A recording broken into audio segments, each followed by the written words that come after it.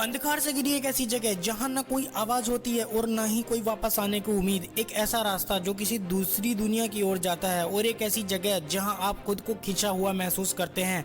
ये वो स्थान है जहां समय रुक जाता है और विज्ञान भी अपने घुटनों को टेक देता है। आखिर ऐसी कौन सी चीज है जो पृथ्वी के पास आ गई तो क्या वो इस पूरी पृथ्वी को खत्म कर सकती है और क्या हम सब इससे बच पाएंगे? आइए इस वीडियो में जानते हैं कि इस रहस्य का सच क्या है। तो चलिए दोस्तों शुरू करते हैं। ब्लैक होल अंतरिक्ष में एक रहस्यमय पिंड है जिसकी गुरुत्वाकर्षण शक्ति इतनी ज्यादा होती है कि उसमें कुछ भी, यहाँ तक कि रोशनी भी बाहर नहीं आ सकती। इसी वजह से इसे ब्लैक होल कहा जाता है, क्योंकि यह पूरी तरह काला दिखाई देता है और इसके अंदर क्या है यह कोई नहीं देख सकता। तो बात करते हैं ब्लैक होल आखिर प्योर तरीके से कैसे होता है और ये कैसे बनता है। ब्लैक होल अंतरिक्ष का एक ऐसा क्षेत्र होता है जहां गुरुत्वाकर्षण शक्ति इतनी शक्तिशाली होती है कि वहां से प्रकाश की एक किरण भी नहीं निकल सकती। इसे ब्रह्मांड का सबसे रहस्यमय और शक्तिशाली पिंड या प्लैनेट या फिर एक डार्क मैटर माना जाता है। अब बात करते हैं कि ब्लैक होल बनता कैसे है। जब एक बहुत बड़ा विशाल तारा यानी मैसिव स्टार अपने जीवन के आखिर में धमाके सुपरनोवा के साथ फटता है तो उसका कोर यानी कि ऊपरी सिरा सिकुड़कर एक ब्लैक होल बनता है। यह अपने आसपास के पदार्थ यानी अपने मैटर को निगलता रहता है और समय के साथ बहुत विशाल होता रहता है। ब्लैक होल के प्रकार। ब्लैक होल बेसिकली 4 प्रकार के होते हैं। Number 1 stellar mass black hole, number 2 super massive black hole, number 3 intermediate black hole, number 4 primordial black hole. अब बात करते हैं नंबर 1 यानी कि स्टेलर मास ब्लैक होल की। स्टेलर मास ब्लैक होल तारों के गुरुत्वाकर्षण पतन से बनते हैं और इनका द्रव्यमान सूर्य के द्रव्यमान के कुछ गुना से लेकर कई 100 गुना तक हो सकता है। आखिर ये क्या है? स्टेलर मास ब्लैक होल तारों के जीवन के अंत में जब वे ढह जाते हैं वो तब बनते हैं। विशाल तारे जब अपने जीवन के अंत में पहुंचते हैं तो वो सुपरनोवा में विस्फोट होने से पहले अपने कोर में ढह जाते हैं, जिससे स्टेलर मास ब्लैक होल बनते हैं। अब बात करते हैं कि इनका द्रव्यमान क्या होता है। इनका द्रव्यमान सूर्य के द्रव्यमान का लगभग 5 से 10 गुना होता है। उदाहरण के लिए सुपरमैसिव ब्लैक होल आकाश गंगाओं के केंद्र में पाए जाते हैं, जैसे हमारे मिल्की वे के केंद्र में सेजिटेरियस है। यहाँ कुछ और बातें जो सुपरमैसिव ब्लैक होल के बारे में जानना दिलचस्प हो सकती हैं। क्या होते हैं सुपरमैसिव ब्लैक होल्स? ये ब्लैक होल बड़े ही जिनका द्रव्यमान सूर्य के द्रव्यमान का कई लाख या अरबों गुना होता है। ये कहाँ पाए जाते हैं? लगभग हर बड़ी आकाश गंगा के केंद्र में एक सुपरमैसिव ब्लैक होल होता है। हमारी आकाश गंगा के केंद्र में कौन सा सुपरमैसिव ब्लैक होल है? हमारी आकाश गंगा मिल्की वे के केंद्र में सेजिटेरियस नामक सुपरमैसिव ब्लैक होल है। सेजिटेरियस एक कैसे दिखता है? यह एक शांत सुपरमैसिव ब्लैक होल है जो आकाश गंगा के केंद्र से लगभग 26,000 प्रकाश वर्ष दूर स्थित है। सुपरमैसिव ब्लैक होल आकाश गंगा को कैसे प्रभावित करते हैं? ये ब्लैक होल आकाश गंगा के केंद्र की ओर उनसे दूर दोनों ओर पदार्थ का प्रवाह उत्पन्न करके और अपनी घरेलू आकाश गंगाओं को आकार बनाने में मदद करते हैं। सुपरमैसिव ब्लैक होल आखिर कैसे बनते हैं? वैज्ञानिकों को अभी भी इस बारे में पूरी तरीके से तो कोई जानकारी पुष्टि नहीं हो पाई है कि सुपरमैसिव ब्लैक होल आखिर बनते कैसे हैं, लेकिन कुछ सिद्धांत प्रस्तावित किए गए हैं जिनके अनुसार वे छोटे ब्लैक होल के विलय से या आकाश गंगाओं के विलय से बनते हैं। सुपरमैसिव ब्लैक होल के बारे में और क्या जानना चाहिए? ब्लैक होल का गुरुत्वाकर्षण उस तारे को समतल कर सकता है और चीर सकता है जो बहुत करीब से परिक्रमा करता है, जिससे ज्वारीय विघटन कहा जाता है। सुपरमैसिव ब्लैक होल के आसपास की गैसें इतनी तेजी से चलती हैं कि एक स्पष्ट तस्वीर लेने में कई साल लग जाते हैं। इवेंट ओरिजन टेलीस्कोप EHT ने 2022 में पहली बार SGR A डॉट की असली तस्वीर ली। GWST की 2 नजदीकी इंफ्रारेड वेलेथेंस में की गई रीडिंग से पता चला कि इनके आसपास आतिशबाजी जैसी चमक दिखाई देती है।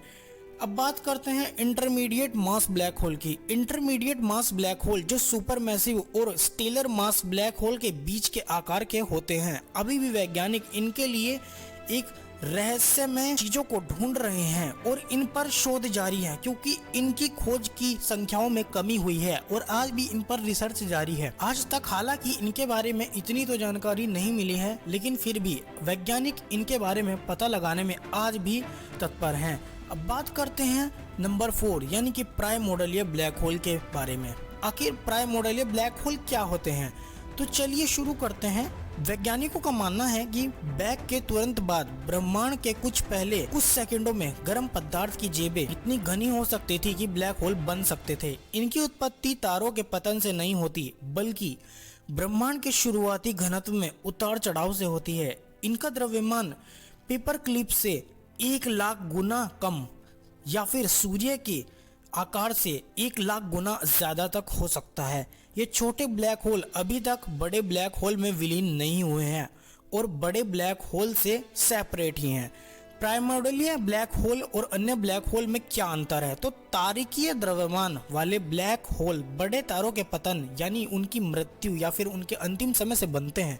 सुपरमैसिव ब्लैक होल छोटे ब्लैक होल के क्रमीय विलय से विकसित होते हैं। प्राइमोर्डियल ब्लैक होल तारों से पहले इनके लिए उनकी उत्पत्ति विशिष्ट होनी चाहिए। प्राइमोर्डियल ब्लैक होल का आखिर क्या महत्व है? ये डार्क मैटर और डार्क एनर्जी के रहस्य को समझने में मदद करते हैं। ये ब्रह्मांड के शुरुआती विकास के बारे में जानकारी दे सकते हैं, जिनसे साइंटिस्ट हमारे आकाशगंगाओं में होने वाली अजीब प्रक्रियाओं पर नजर रख सकती है। प्राइमोर्डियल ब्लैक होल की खोज आखिर कब हुई थी? इनकी खोज करना मुश्किल है, क्योंकि ये सीधे तौर पर नहीं देखे जा सकते। एक तरीका हॉकिंग विकिरण को पहचानना है, जो छोटे ब्लैक होल से निकलता है। शोधकर्ताओं क्षुद्र ग्रहों और अन्य खगोलीय पिंडों में इन ब्लैक होल के होने की संभावना पर भी विचार किया जा रहा है। अब बात करते हैं ब्लैक होल के अंदर आखिर क्या होता है। आप सभी ने हमेशा सोचा होगा कि आखिर ब्लैक होल में अगर हम गिर जाएं तो हमारे साथ क्या हो सकता है। तो बात करते हैं number 1 event horizon, point of no return. यह वो सीमा होती है अगर आप ब्लैक होल में गिर जाएं जिसके पार जाने से कुछ भी वापस नहीं आ सकता, यानी कि प्रकाश की रोशनी भी नहीं, तो आप कैसे वापस आएंगे? आप तो एक इंसान हैं।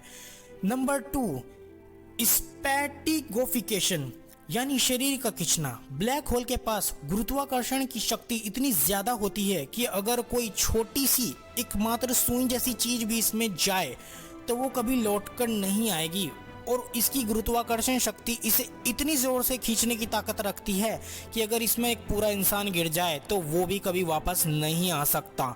नंबर 3 सिंगुलैरिटी, अनंत घनत्व का बिंदु। ब्लैक होल के केंद्र में सिंगुलैरिटी होती है। यहाँ घनत्व यानी डेंसिटी अनंत होती है और भौतिकी के सारे नियम फेल हो जाते हैं। हैरान है कि साइंटिस्ट भी यहाँ पर इस हैरानी को देखते हुए ताज्जुब कर रहे हैं कि आखिर साइंस भी यहाँ पर अपने घुटने टेक ही देती है। नंबर 4 समय का धीमा होना। अगर आप किसी ब्लैक होल के पास जाएं तो बाहर के लोगों के लिए आपका समय धीरे धीरे बीतेगा, जबकि इसके लिए सब सामान्य ही रहेगा।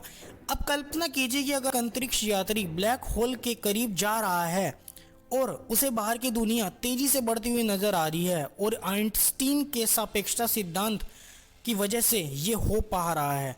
तो कहने का मतलब ये है कि अगर आप एक अंतरिक्ष हैं और आपको दुनिया बहुत तेजी से बढ़ती नजर आ रही है, तो इसे थ्योरी ऑफ रिलेटिविटी का श्रेय दिया जाता है, जो कि हमारे प्रसिद्ध साइंटिस्ट डॉक्टर अल्बर्ट आइंस्टीन ने दिया था। तो अब बात करते हैं, क्या ब्लैक होल किसी और ब्रह्मांड का द्वार हो सकता है या नहीं। बहुत से लोग इस चीज में भी इंटरेस्टेड हैं और साइंटिस्टों ने यह भी खोजा कि क्या ब्लैक होल किसी दूसरी दुनिया की ओर का द्वार हो सकता है। यह सबसे रोमांचक प्रश्नों में से एक है। नंबर 1 वर्म होल, समय और स्थान का शॉर्टकट। कुछ वैज्ञानिक ये मानते हैं कि ब्लैक होल और वर्म होल आपस में जुड़े हो सकते हैं। अगर ऐसा हो तो हम ब्लैक होल के जरिए किसी दूसरी दुनिया या आकाश गंगा में जा सकते हैं। हालांकि इसका आज तक तो पता नहीं लग पाया है, लेकिन फिर भी ये माना जा सकता है। नंबर 2 व्हाइट होल, क्या ये ब्लैक होल का उल्टा संस्करण है? कुछ सिद्धांतों के अनुसार जहां ब्लैक होल हर चीजों को निगलता है और गुरुत्वाकर्षण शक्ति अपने अंदर खींचती है, वहीं व्हाइट होल इसके अपोजिट करता है, यानी अपनी शक्ति को बाहर की तरफ फेंकता है और चीजों को बाहर की ओर धकेलने की कोशिश करता है। लेकिन अभी तक इसका कोई खास प्रमाण तो नहीं मिला है, लेकिन इस पर भी अभी हमारे साइंटिस्टों की खोज चल रही है। हॉकिंग रेडिएशन, स्टीफन हॉकिंग के अनुसार ब्लैक होल धीरे धीरे ऊर्जा खोते जा रहे हैं और अरबों सालों में वाष्पित होते रहते हैं, जिससे कि इनका अंत निश्चित हो रहा है। यानी कि धीरे धीरे इनकी संख्या भी लगातार हमारे आकाशगंगा और हमारे ब्रह्मांड में कम होती जा रही है। ब्लैक होल की पहली तस्वीर एक ऐतिहासिक पल था, जिसे 2019 में इवेंट होराइजन टेलीस्कोप ने पहली बार एक ब्लैक होल की तस्वीर के रूप में खींचा था। ये black hole messier 87 M87 Galaxy में है और पृथ्वी में यह 55 मिलियन प्रकाश वर्ष की दूरी पर स्थित है।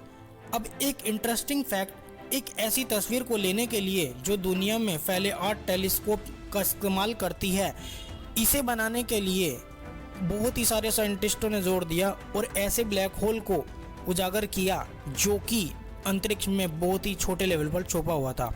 सबसे बड़े और रहस्यमय ब्लैक होल नंबर 1 टोन 618 अब तक का खोजा गया सबसे बड़ा ब्लैक होल, जिसका द्रव्यमान 66 अरब सूर्य जितना है। नंबर 2 सैजिटेरियस हमारी आकाशगंगा मिल्की वे के केंद्र में स्थित सुपर मैसिव ब्लैक होल है। नंबर 3 बुड्स वॉइड एक विशाल अंतरिक्ष जहां बहुत कम आकाशगंगाएं हैं। क्या कई ब्लैक होल्स का परिणाम हो सकता है? आज भी ये चीज खोजी नहीं गई है और खोजी जा रही है। अगर एक ब्लैक होल पृथ्वी के पास आ जाए तो क्या होगा? अगर कोई छोटा ब्लैक होल हमारे सौर मंडल में आ जाए तो यह ग्रहों की कक्षा बिगाड़ सकते हैं और विनाश का कारण बन सकते हैं। अगर सूर्य की जगह कोई ब्लैक होल आ जाए तो पृथ्वी सुरक्षित रहेगी, क्योंकि गुरुत्वाकर्षण वहीं रहेगा, लेकिन बिना सूर्य की रोशनी के जीवन समाप्त हो जाएगा। लेकिन चिंता करने की कोई बात नहीं है, ब्रह्मांड में कोई ब्लैक होल हमारे पास आज तक इतना नजदीक नहीं आया है कि उससे हमें कोई खतरा हो सके। भविष्य में ब्लैक होल का अध्ययन नासा और ECS यानी कि ESA की नई टेलीस्कोप और जेम्स वेब स्पेस टेक्नोलॉजी और लीजा मिशन ब्लैक होल का अध्ययन कर रही हैं। क्या हम ब्लैक होल से ऊर्जा निकाल सकते हैं? आखिर ये एक बहुत ग्रेट क्वेश्चन है। हमारे वैज्ञानिकों का मानना है कि पेनरोज प्रोसेस जैसे सिद्धांतों के जरिए ब्लैक होल से निकलने वाली ऊर्जाओं को प्राप्त किया जा सकता है, जिससे हम अपनी पृथ्वी पर अपने ऊर्जा संसाधनों को यूज कर सकते हैं और फ्यूचर में आने वाली चीजों को इसी से बनाया जा सकता है। क्वांटम भौतिकी बनाम सापेक्षता ब्लैक होल हमें थ्योरी ऑफ एवरीथिंग की कुंजी दे सकते हैं, यानी कि एक ऐसी जगह जहां से सब कुछ प्राप्त किया जा सकता है, चाहे वो ऊर्जा हो, चाहे मैग्नेटिक फोर्स हो, चाहे ग्रेविटी का एक भंडार हो।